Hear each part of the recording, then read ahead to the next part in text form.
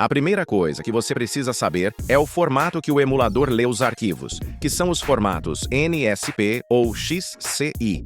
Se o jogo estiver em formato NSZ, não será possível rodar, a não ser que você converta o jogo para NSP. Só que isso é um assunto para outro tutorial, pois você vai precisar do Winlator para fazer isso.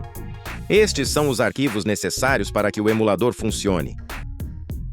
Para nós que lidamos com emuladores, é indispensável que tenhamos o Zarchiver instalado, pois muitas vezes nós encontramos arquivos compactados em formato 7-zip, zip ou RAR, e precisamos do Zarchiver para descompactar esses arquivos. Depois que você extrair os arquivos, delete o arquivo compactado para economizar espaço. Outra coisa, os emuladores de Switch utilizam bastante RAM. O recomendável é de 6 a 8 GB de RAM. Se você tiver menos que isso, talvez você nem consiga rodar o jogo. Existem algumas versões de emuladores específicas, como por exemplo algumas versões do Sudachi ou do Eden, que talvez abram alguns jogos em 4 GB de RAM. Porém, os mais pesados talvez você não vai conseguir. Por que não é possível? Por que não? E por que não, seu estúpido bastardo? E mais uma coisa, rodar esses jogos no processador Snapdragon consome menos RAM do que em outros processadores, como por exemplo os MediaTeks. Eles vão precisar de muito mais RAM para executar os jogos. O emulador é bem intuitivo. Aqui no início é só você seguir o passo a passo. Selecione as prod-keys, a firmware, e selecione a pasta de jogos. A firmware deve estar em formato zip e não deve ser extraída.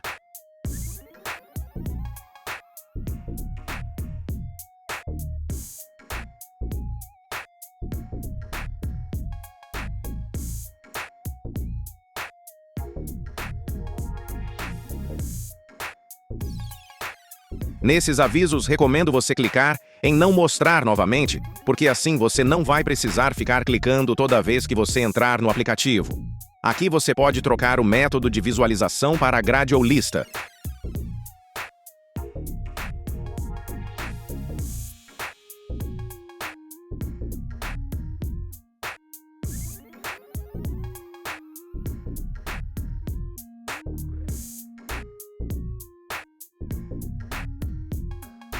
Quando o modo TV é habilitado, vai aumentar a resolução. Como vocês podem ver aqui na aba de resolução, existem dois tipos de resoluções. Uma é com o modo TV desligado e a outra com o modo TV ligado. Eu recomendo deixar desativado para melhor desempenho.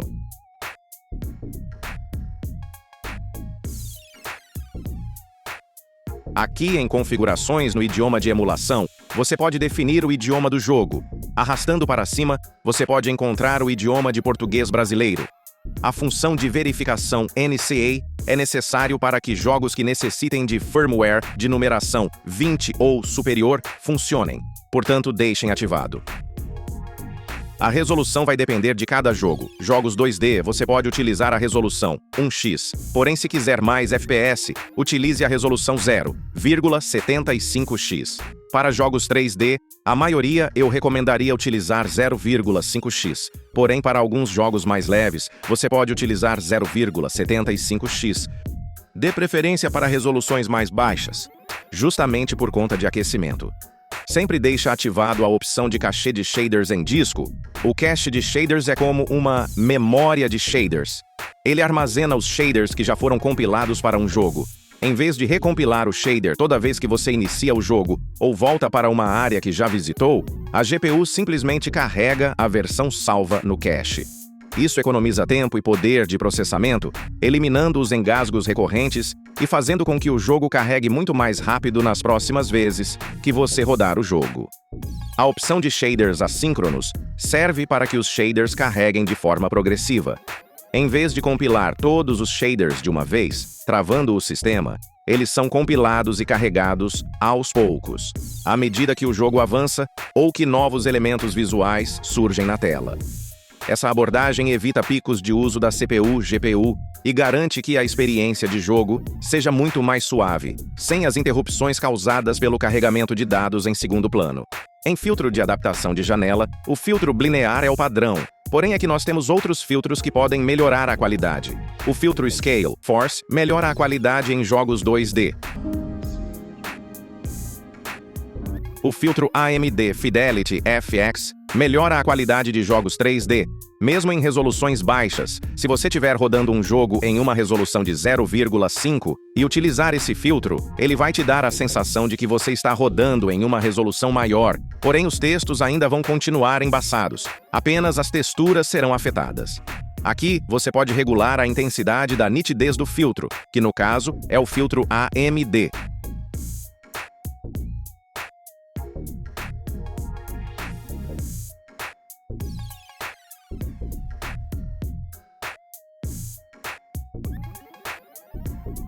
Se você quiser retornar uma opção para o padrão, basta pressionar por alguns segundos. Aqui, na parte de proporção de tela, você pode regular o tamanho e até esticar a tela inteira. Porém, lembre-se, esticar uma imagem em baixa resolução pode te dar uma qualidade de imagem pior. Então, eu particularmente prefiro deixar no padrão.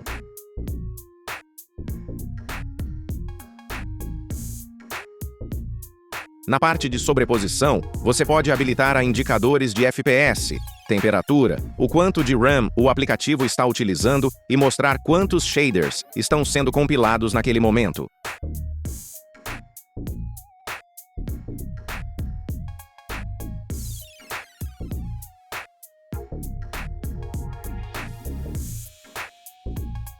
Na sobreposição de dispositivo, são aqueles indicadores relacionados ao modelo do dispositivo, GPU e número de firmware.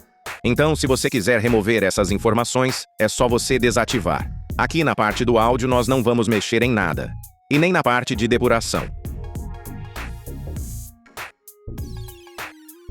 Aqui na parte do véu do Eden já são configurações mais avançadas, então tenham cautela.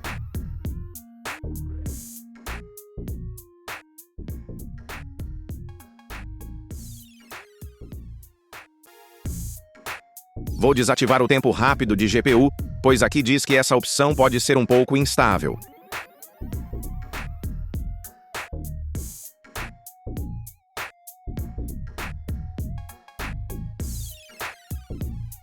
No método de decodificação, aqui disse que o recomendável é você utilizar a GPU e que é o mais rápido e recomendado.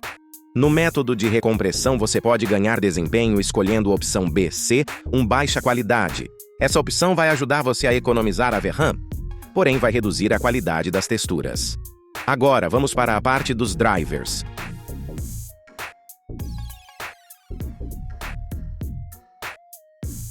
Os drivers customizados como o Turnip ou o Qualcomm são apenas compatíveis com os processadores da Snapdragon. Eles podem ajudar a exibir os gráficos corretamente e consertar bugs visuais como, por exemplo, quando o personagem está todo azul.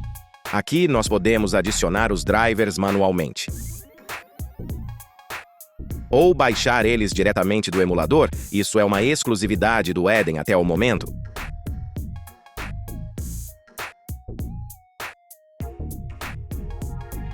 Aqui na parte de administrar dados do Eden, você pode inserir a firmware ou a keys caso tenha esquecido. Você pode também importar e exportar dados do aplicativo. Aqui na parte dos controles, você pode mapear um controle automaticamente, conecte seu controle Bluetooth e selecione ele aqui nas opções. No caso do meu controle, algumas teclas ficaram fora de ordem. Vou ajustar dessa maneira.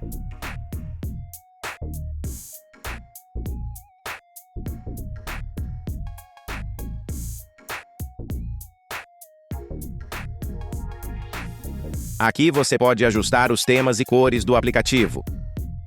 Segurando em cima das capas dos jogos, você libera as opções individuais de cada jogo. Assim você pode criar uma configuração ou definir uma resolução individualmente para cada jogo. Aqui nas opções do jogo, você pode importar e exportar os dados salvos dos jogos.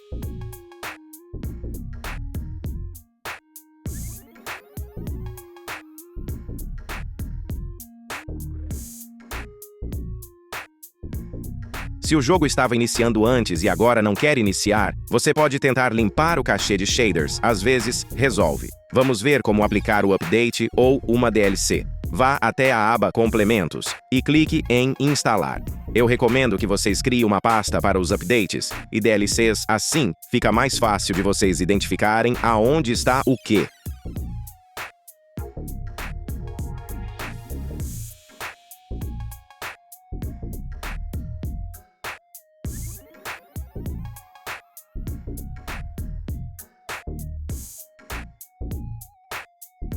Se você for instalar mods ou cheats, os arquivos devem estar dentro de pastas com esses nomes. Então nós devemos selecionar a pasta e não o mod.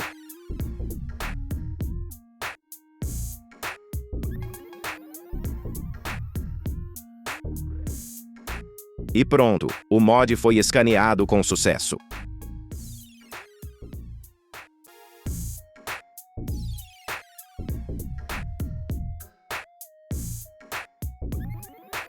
Vamos fazer aqui uma configuração rápida do Hollow Knight e fazer um pequeno teste para mostrar que tudo está funcionando corretamente.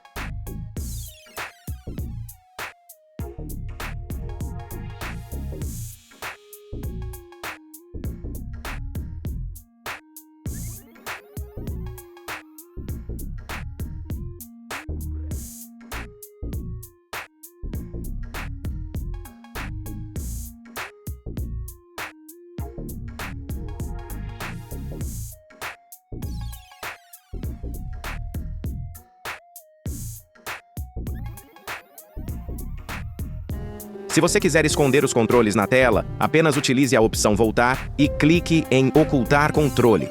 Se você estiver nos outros emuladores, como por exemplo no Sudachi, você vai ter que vir até a opção de Overlay e desmarcar a opção Mostrar controle. Valeu, pessoal! No demais, se esse tutorial te ajudou, peço que você deixe seu like. Não esquece de se inscrever para não perder nenhum vídeo novo. Obrigado por ter assistido o vídeo até aqui e até o próximo vídeo.